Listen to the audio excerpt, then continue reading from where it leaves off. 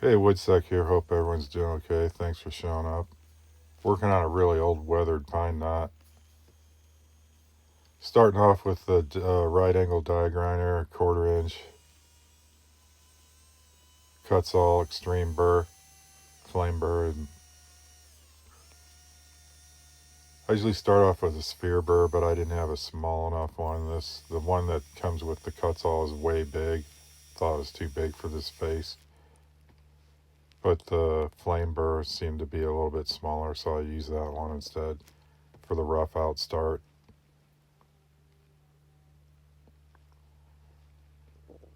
Basically, what you see here is like a in sequence evolution of how I carve eyes on a pine knot.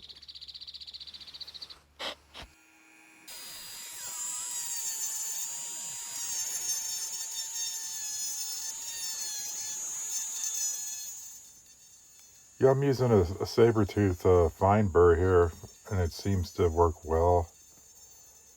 Even on the early stages, I'll use fine burrs, even though they're meant to be a finishing burr, due to the coarseness of it. So, I like the smaller diameter sphere burr on those Saburrtooth. They're more to my liking, the size wise.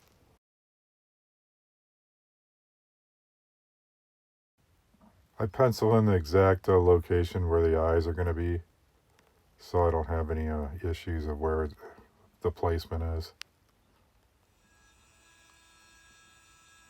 Yeah, I switched over to this Saburrtooth taper burr. It's a fine burr again, and it's like the 1/8 inch style. It's not the 1/4 inch, and I'm using the generic rotary tool, Chicago Electric.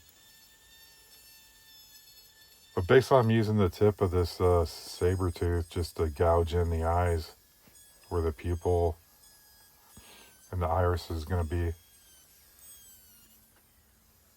And I just want to make a point here where when I'm making eyes, I never make the eyes exactly alike between one another.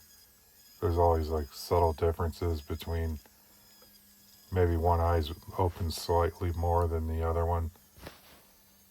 And when you look at someone's eyes all the time, you can notice like the pupils aren't always like focused like parallel. There's one eye that may be a little lazy or something.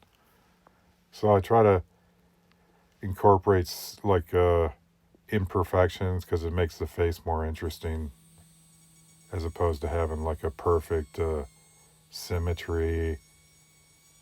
It just makes a more realistic or believable face, in my opinion. For example, when you look at nature, like you look at a tree, it's not always symmetrical. There's always some stuff going on. There's like maybe one branch sticks out farther than the other one. So nature is not perfect, obviously, if you want to call it that. It's more like a random, I don't know, random group of shapes and stuff like that that tries to be symmetrical, but sometimes there's some imperfections always along the way. If that makes any sense, I don't know. I'm just kind of rambling. Yeah, I switched over these smaller spherical Dremel cutter burrs. They're more like adding details below the eyes and around the eyes. The eyelids mainly, trying to add some lines and stuff like that. This is going to be kind of like a elder wood spirit. It's got a lot of age lines underneath the eyes. But this video is only strictly about the eyes. I think I might just stop it here just with the eyes because I think the rest of the face kind of lends to it, like the mouth and the nose below the eyes. It looks kind of organic, natural part of the knot. So I'll just leave it as is. I don't think I want to go any farther. If you guys have any opinions, let me know. I'll be happy to read the comments.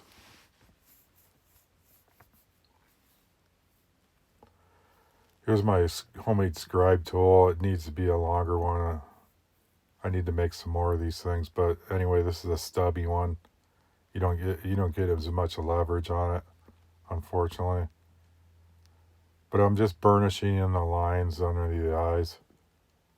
Then I'll follow up with some steel wool here or wire wool.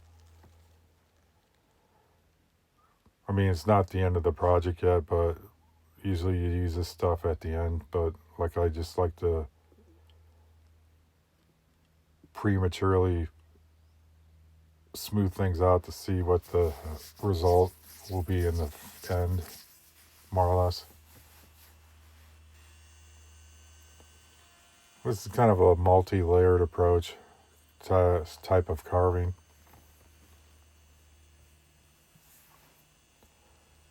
Constantly adjusting things on the fly, especially around the eyes. You want to push the corners of the eyes farther back in instead of have a flat plane across the eyes, which makes it look flatter.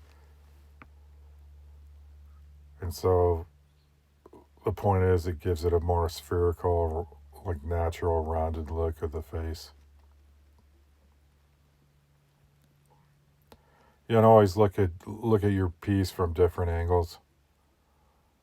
That always helps. Because if you're just hyper focused on one angle, it's just like could be the downfall of your sculpture, more or less, in my opinion. Because you lose sight of different angles and stuff like that. Yeah, it's been a long time since I've done a pine knot, and I've been wanting to get back into them.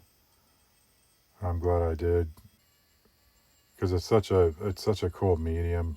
There's always a new face you can come out with when you're doing a carving, because each knot's different from one another. It's more like a human face. Every face is different.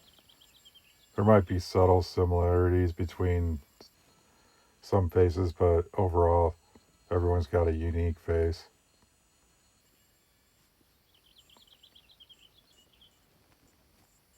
Another thing I wanted to mention also, like, I'm just doing a freehand carving with this because I don't have a vise with me to stick the piece in, so I always have to hold the piece with one hand and carve with the other.